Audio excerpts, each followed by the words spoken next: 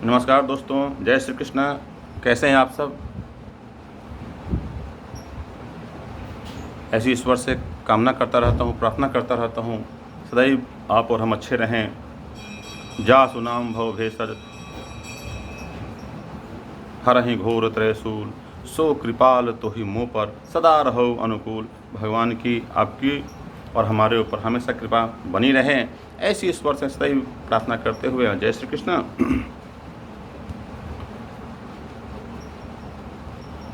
दोस्तों, जैसा कि आप सब जानते हैं, मैं अपने इस YouTube चैनल मानव जीवन दर्शन के माध्यम से निरंतर धर्म के सूत्रों की चर्चा करता रहा हूँ। और आज हम इस चर्चा को थोड़ा विशेष क्षेत्र की ओर लेकर जाएंगे। आज मैं इस वक्त जो हमारे देश की, हिंदुस्तान की, भारतवर्ष की सबसे सेंसिटिव मैटर, जो सबसे संवेदनशील मुद्दा है, हम उस पर चर्चा करेंगे, क्योंकि ज़रूरत हो गई है, बहुत ज़रूरी है। जो बुद्धिजीवी वर्ग हैं हमारे आपकी तरह, उनका यह फर्ज बनता है इस मुद्दे पर वो ध्यान से सुने। मैं सबसे पहले शुरुआत में ही आप लोगों को विषय बता दूं कि हमारा चर्चा का विषय क्या होगा। धर्म के आधार पर, लौकिक तर्कों के आधार पर, लौकिक दृष्टांतों के आधार पर हम अलौकिक और लौकिक दोनों को एक साथ मिलाकर इस विषय पर चर्चा करेंगे। चर्चा का विषय है कि हमारे भगवान श्री राम और पैगंबर मोहम्मद साहब में ज़्यादा श्रेष्ठ कौन है। क्योंकि ये इस विषय पर चर्चा करना बहुत ही लाजमी हो गया है। अपने अपने ज्ञान के अनुसार, बुद्धि विवेक के अनुसार हर एक व्यक्ति इस पर चर्चा करते रहते हैं, लेकिन अभी जो सबसे ये गंभीर मुद्दा हो गया है पूरे देश में, जिसके वजह से हमारे देश एक नफ़रत की आग में जल रहा है, इस मुद्दे पर चर्चा करना बहुत ही आवश्यक हो गया है। मेरे प्रभु, मैं बताऊं, क्षण भर के लिए आप सोचिए,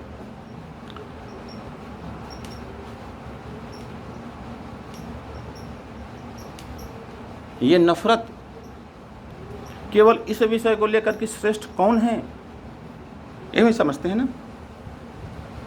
जो कट्टरवादी हिंदू संगठन हैं या उससे जो जुड़े लोग हैं, उनका कहना है कि भगवान राम श्रेष्ठ हैं। जो कट्टरवादी इस्लाम है, उनका कहना है कि हमारे पैगंबर मोहम्मद साहब श्रेष्ठ हैं। मैं ये फैसला मैं इसलिए बोल रहा हूँ कि मेरे फेसबुक ग्रुप में बहुत सारे हमारे मुसलमान भाई भी जुड़े हुए हैं, बहुत सारे हमारे हिंदू धर्म के लोग भी जुड़े हुए हैं। मैं आप सब लोगों से आग्रह करता हूँ, प्रार्थना करता हूँ और साथ ही एक सवाल भी करता हूँ कि मैं जो बात बताने वाला हूँ, अगर ये बातें आपको अच्छी लगे तो भी, नहीं अच्छी लगे तो भी, कृपया करके मेरे कमेंट्स में आप ज़रूर लिखें कि मेरी बातें आपको अच्छी लगी, और अच्छी लगे तो इस बात को आप समाज के दूसरे लोगों तक पहुंचाने का प्रयास कीजिए। अगर बातें अच्छी नहीं लगे तो उसे मेरी धृष्टता, मेरी गलती समझकर वहीं पे उसको माफ़ कर दीजिए, आपका दिल बड़ा है। दोस्तों,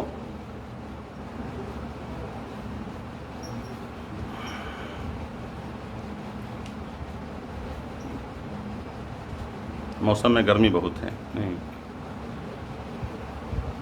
अभी दहीवड़ा इसमें लोग बहुत खाते हैं खाते हैं ना। गर्मी में दहीवड़ा खाने का एक अलग ही मज़ा है, अलग ही आनंद है। खाते हैं, बनाते हैं। चलिए, आप लोगों को इस धर्म के चर्चा करते हुए हम दहीवड़ा कैसे बनता है वो भी हम सिखा रहे हैं। बहुत अजीबोगरीब आप लोग सोच रहे होंगे ना, धर्म से दहीवड़ा का क्या मतलब है। अगर मतलब न होता तो मैं इस विषय पे चर्चा ही नहीं करता। मैं कोई कॉमेडियन नहीं हूँ कि आपको हंसी लगाना, आपका मनोरंजन करना मेरा काम है, मेरा कर्तव्य है। मैं वो नहीं हूँ।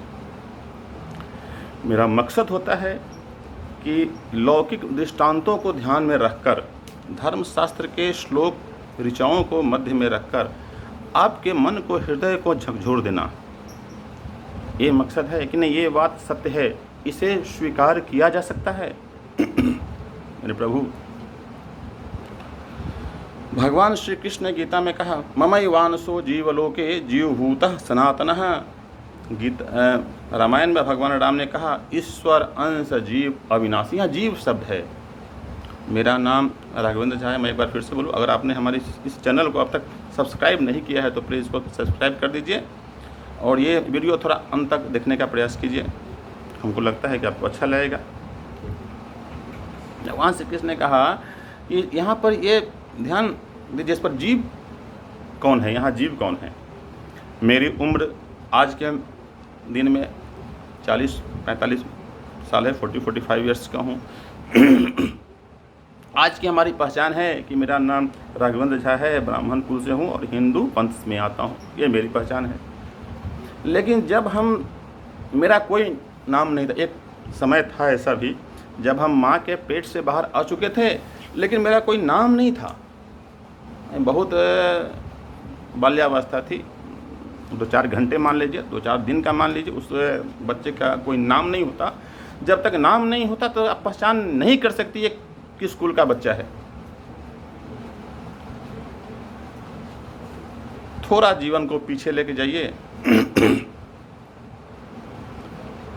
उस दिन के बारे में सोचिए जब हम बिल्कुल छोटे थे, मेरा कोई नाम नहीं था,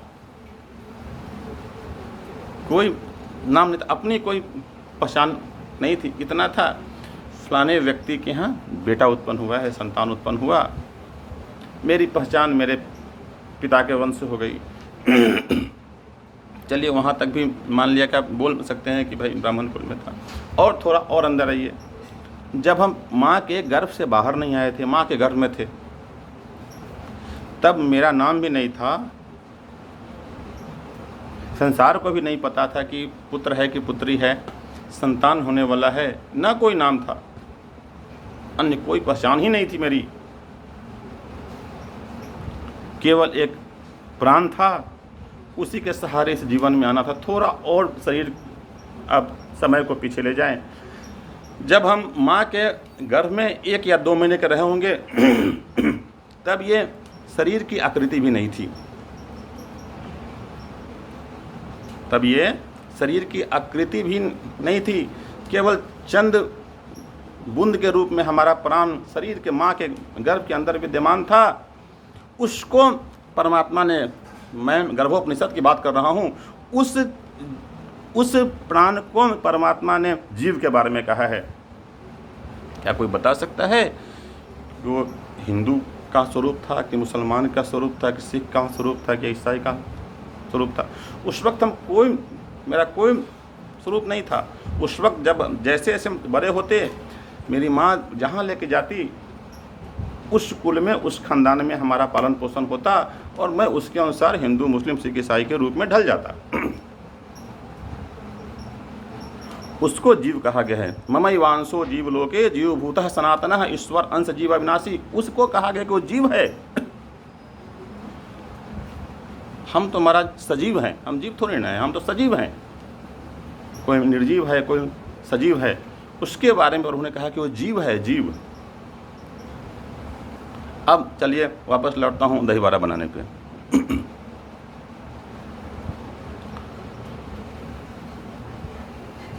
प्रश्न को मध्य में रखकर, प्रश्न है हमारे भगवान श्री राम, भगवान श्री कृष्ण, भगवान श्री जो भी आपके आराध्य हैं, जिनको मानते हो उनको, और पैगंबर मोहम्मद साहब या जिनमें आपकी निष्ठा हो, उनमें श्रेष्ठ कौन है?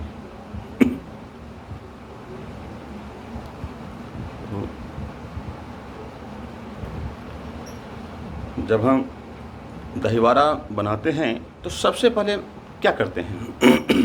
सबसे प्रथम कार्य दहीवारा के लिए क्या चाहिए? हमें दाल की आवश्यकता पड़ती है। दाल के जगह पे आप उस जीव को रखिए। मैं बोलूं जीव के जगह पर आप अपने आराध्य को रखिए, क्योंकि प्रभु ने कहा ममैवांसो जीवलोके, जीव मेरा अंश है, तो अधिकार है। वेद ने कहा है कि अहं ब्रह्मास्मि, मैं ही ब्रह्म हूँ, तो अधिकार है। आपको सनातन हिंदू परंपराओं ने अधिकार दिया है कि लौकिक सिद्धांतों के द्वारा अलौकिक दृष्टांत को आप समझा सकते हैं।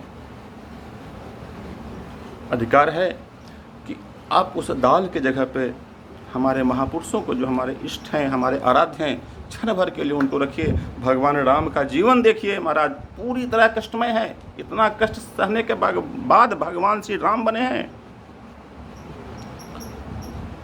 दाल को 2 घंटे, 4 घंटे, 8 घंटे, 10 घंटे जल में डुबा के रखा जाता है, पानी में भिगोया जाता है दही बड़ा बनाने के लिए।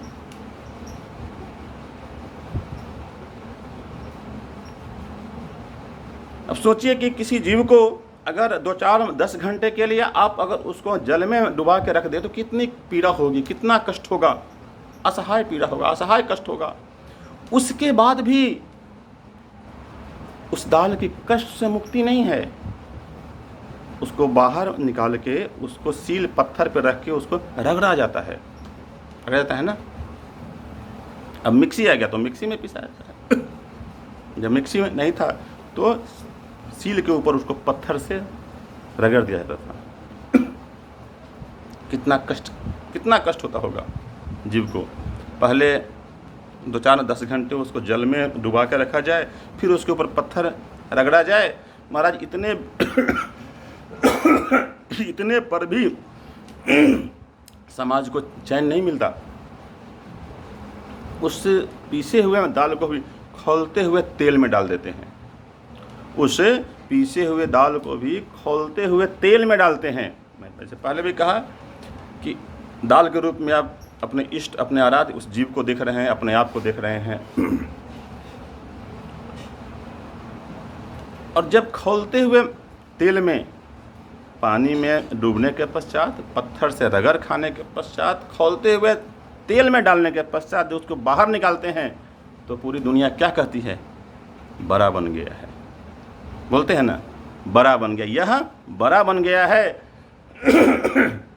बड़ा बनने महाराज कितना कष्ट होता है, कितना पर्वत है। भगवान को भगवान बनने के लिए कितने कष्ट का सामना करना पड़ा, सोचिए। लेकिन महानता तो देखिए, जब उस बड़े को दही में डाला जाता है तो वही बड़ा क्या बोलता है? बड़ा मैं नहीं हूँ, दही बड़ा है। बड़ा बोलता है मैं बड़ा नहीं हूँ, दही बड़ा है। प्रभु, फैसला आपने करना है, दोनों में कौन श्रेष्ठ है? भरत कहे कि राम श्रेष्ठ, राम कहे कि भरत श्रेष्ठ। महाराज, यह महान व्यक्तियों का लक्षण होता है, दूसरे व्यक्ति को सम्मान देना। इतिहास उल्टा के आप देख लो, जितनों ने भी स्वयं को ईश्वर कहा है, सब के सब राक्षस हुए हैं, सब के सब राक्षस हुए हैं। अपनी तारीफ में खुद कसीदे करना यह मूर्ख व्यक्ति का लक्षण होता है। महानता तो तब है, दोनों ही हमसे श्रेष्ठ हैं, हमसे कई हजार लाख गुना श्रेष्ठ है। महाराज, हमारी औकात नहीं है कि उनके चरणों की धूल के लायक भी हों। अरे भगवान राम हो, चाहे भगवान कृष्ण हो, या मोहम्मद साहब हो, या नानक देव हो, ईसा मसीह हो, महाराज जिनको मानने वाले करोड़ों लोगों की आस्था, करोड़ों की दुआएं उनके साथ हैं।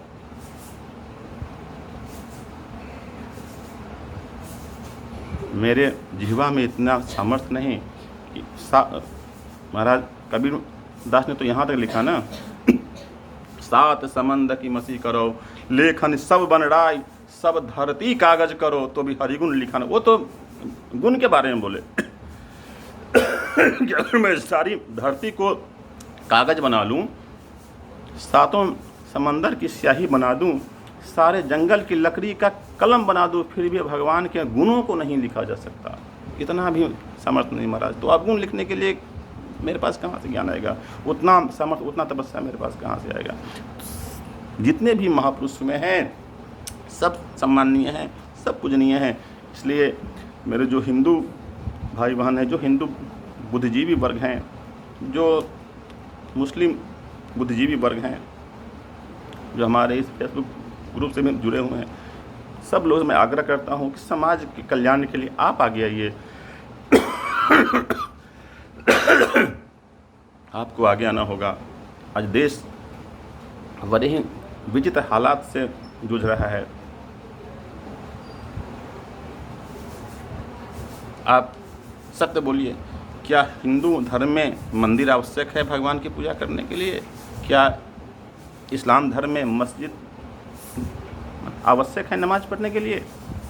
बिल्कुल नहीं। मैंने कुरान भी पढ़ा है, रामायण भी पढ़ा है, ज़रूरत नहीं है। हम लोगों को मंदिर और मस्जिद की भावना से ऊपर उठना पड़ेगा महाराज, तभी हमारी आने वाली पीढ़ी बचेगी। हमारे आने वाले जो हम देश में आने वाले समय में शांति व्यवस्था रहेगी, वरना ऐसे ही देश एक अलग नफरत की आग में जलता रहेगा। इसके आग में कितने भेंट चढ़ जाएंगे। अभी देखिए क्या हुआ, भड़काया किसी और ने होगा, गोली का शिकार वो नाबालिग बच्चा बन गया रांची में। क्या कसूर था उसका? जो दूसरे लोग वो तो आपको भड़काते रहेंगे महाराज। आपके पास तो अपना विवेक है। जो बुद्धिजीवी, जो अच्छे लोग, किसी भी समाज में गलत लोगों की संख्या महाराज नगण्य है, बहुत कम है, न के बराबर है। लेकिन उनका सोच समस्त बुद्धिजीवियों के सोच पर हावी रहता है। उस प्रथा को बदलना होगा, हमें आगे आना होगा। लड़कर झगड़कर आगे आने से कोई महाराज फायदा नहीं है। शांति के साथ हर जगह, हर एक स्वरूप में हमें आपके अंदर, हमें और आपको हमारे अंदर अपने, अगर हिंदू हैं तो हमको भगवान राम का दर्शन होना चाहिए, अगर मुस्लिम हैं तो पैगंबर मोहम्मद साहब का दर्शन होना चाहिए। तभी महाराज अगर सच्ची शांति लाना है तो हमें इस तथ्य को स्वीकार करना पड़ेगा। सब एक समान है, कोई महाराज छोटा हो ही नहीं सकता। इन्हीं बातों के साथ मैं आज की अपनी इस वाणी को विराम दूं। मैं फिर से आपको बोलूं, अगर आपने अभी तक मेरा चैनल को सब्सक्राइब नहीं किया है तो इसको प्लीज़ सब्सक्राइब कर दीजिए। अच्छा लगे तो इसको शेयर कीजिए, और अपना कमेंट्स अच्छा लगे तो भी, नहीं अच्छा लगे तो भी हमें ज़रूर भेजें। जय श्री कृष्ण।